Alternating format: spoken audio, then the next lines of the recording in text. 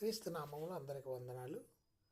పట్టు వదలకుండా ప్రార్థించాలని యేసుక్రీస్తు ప్రభువారు ఉపమానం చెప్పాడు. ఆ ఉపమానంలో స్నేహితుడు మొదట ఆ వ్యక్తి అడిగిన కోరికను మన్నించడు, అయినా అతడు మరలా అడగడం వలన చివరికి రొట్టెనిస్తాడు.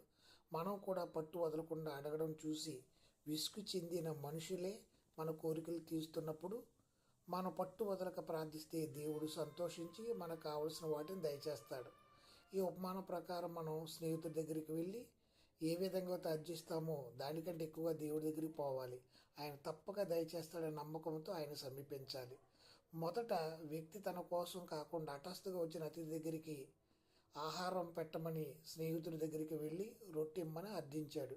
అది స్వార్థపూర్వమైన అభ్యర్థన కాదు. దేవుడు తన నిస్వార్థమైన ప్రార్థనకు త్వరగా జవాబిస్తాడు. దేవుడు మనల్ని దీవించాలని ఆశిస్తున్నాడు. అంతకంటే అధికంగా ఆయన మన ప్రార్థన ద్వారా ఇతరులు దీవించాలని ఆశిస్తున్నాడు. ఆమేన్.